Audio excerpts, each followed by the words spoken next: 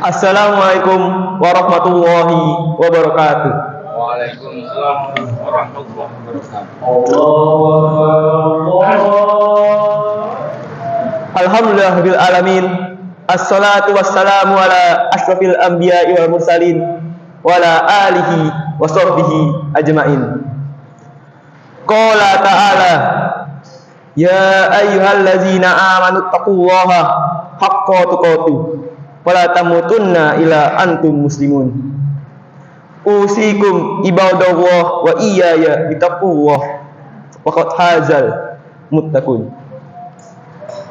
Hadirin sidang Jumat yang saya banggakan, pada kesempatan kali ini khotib akan menjelaskan sidang Jumat yang bertema dengan lisan. Tak ada yang sia-sia yang diciptakan oleh Allah Subhanahu wa taala. Kata-kata ini benar karena seluruh keberadaan di jagat ini memiliki maksud dan tujuan, entah diketahui manusia maupun tidak. Termasuk dalam hal ini seluruh anggota badan manusia seperti mata, hidung, telinga, lisan, kaki, tangan, dan organ luar dan dalam, serta sel-sel yang tak terhitung dalam tubuh kita. Semua itu merupakan nikmat besar, nikmat yang tak mungkin bisa dibalas secara sepadan, kecuali sekedar mensyukurinya lewat perkataan maupun perbuatan. Bersyukur lewat perkataan dilakukan dengan mengucapkan hamdalah dan kata-kata pujian-pujian yang lainnya. Sementara bersyukur lewat perbuatan dapat terlihat dari cara orang bergerak, bersikap, dan lain-lain. Dan apapun orang itu sudah cukup bermanfaat maupun sebaliknya. Jamaah salat Jumat rahimakumullah, di antara semua anggota badan yang paling krusial itu adalah lisan kita. Lisan merupakan perangkat dalam tubuh manusia yang bisa memberikan manfaat bagi manusia lain, tapi lisan pun juga dapat membawa dampak buruk bagi manusia lain. Karena dari sebuah pepatah Arab, salamatul ihsan fi hifdil lisan, keselamatan seseorang tergantung pada lisannya. Melalui kata-kata seseorang pun dapat menolong orang lain, dan melalui kata-kata juga seseorang dapat menjatuhkan orang lain. Karena saking krusialnya sebuah lisan itu, Islam memberikan dua fungsi dari lisan tersebut. Fungsi pertama, lisan untuk berbuat baik kepada orang lain, dan fungsi kedua, jika tidak bisa berkata baik kepada orang lain, maka diamlah. Seperti bunyi hadis riwayat Al-Bukhari, siapa yang beriman kepada Allah dan hari akhir, hendaklah dia berkata baik kepada orang lain atau diam. Rasulullah mendahulunya dengan mengungkapkan keimanan sebelum mengatakan tentang bagaimana sebaiknya lisan digunakan. Keimanan adalah hal mendasar bagi umat Islam. Ini menunjukkan bahwa urusan lisan bukanlah urusan yang main-main. Hadis ini juga dipahami sebaliknya, bahwa orang-orang yang tak bisa berbuat kata baik kepada orang lain, maka diamlah. Dan keimanan seseorang menunjukkan kualitas seseorang dalam beribadahnya. Dan lisan pun tersebut berhubung baik dengan teknologi. Kenapa dihubungkan antara lisan dengan teknologi, dengan hari akhir dan akhirat? Hal ini tentang pesan bahwa segala ucapan yang kita keluarkan sejatinya selalu dalam pengawasan Allah Subhanahu wa taala. Ucapan itu juga menanggung pertanggungjawaban bukan hanya di dunia, melainkan di akhirat. Orang yang bicara sembrono tanpa mempertimbangkan dampak buruknya mengindikasikan bahwa pengabaian terhadap keyakinan kepada Allah Subhanahu wa taala dan hari akhir. Allah juga mengutus malaikat yang selalu mengawasi lisan kita. Pada surat Qaf ayat 18 yang memiliki arti, tak ada suatu kalimat pun yang diucapkan melainkan ada di dekatnya malaikat pengawas yang selalu hadir. Banyak hal kotor yang dapat muncul dari lisan, seperti ghibah atau membicarakan keburukan orang lain.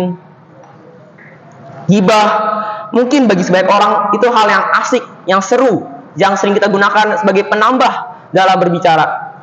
Tapi ghibah pun dapat berbahaya bagi orang lain karena dapat menurunkan harkat dan martabat dari seseorang. Yakni, janganlah kita bergibah, dan juga selain gibah dapat fitnah. Fitnah adalah hal yang kita lakukan itu dengan menyebarkan berita-berita buruk yang palsu terhadap seseorang yang dapat menurunkan kehormatan seseorang tersebut kepada orang lain. Dan dari fitnah tersebut dapat menyebabkan banyak hal seperti adu domba, pertikaian, bahkan perang saudara yang dapat menyebabkan kematian.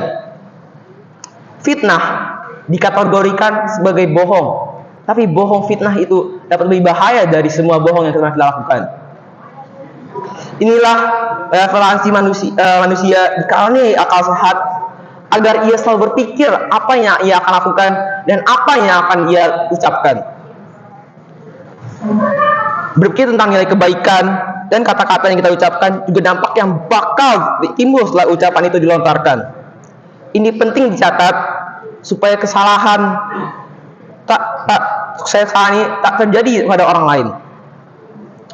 Politisi yang sering mengingkari janji itu buruk, tapi akan lebih buruk bagi politisi yang gemar berbohong tapi tidak bagus lisannya. Pejabat yang jago berbohong itu tidak bagus, namun lebih buruk apabila pejabat yang jago berbicara. Seperti Rasulullah bersabda dari hadis riwayat At-Tabrani, sungguh yang aku paling khawatirkan atas kalian semua sepeninggalanku adalah orang munafik yang pintar dalam berbicara. Jamaah salat Jumat rahimakumullah, di zaman modern ini ucapan atau ujaran tak semata muncul dari mulut ke mulut, tapi juga bisa dari status Facebook, cuitan Twitter, meme dari Instagram, konten video yang ada di YouTube.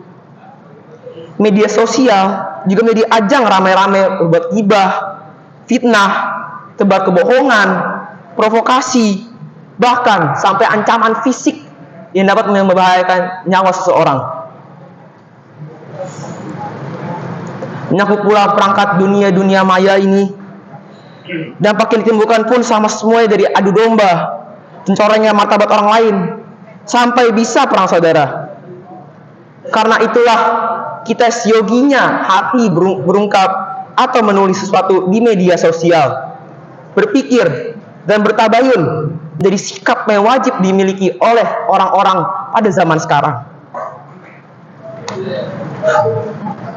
Menjamin bahwa semua yang kita lakukan di media sosial tersebut adalah secukupnya adalah maslahat atau sekurang-kurangnya menimbulkan mudarat. Sekali lagi, ingatlah bahwa Allah mengutus malaikat yang selalu mengawasi lisan kita maupun ketikan jari kita di media sosial. Barakallahu wa lakum fil Qur'anil azim.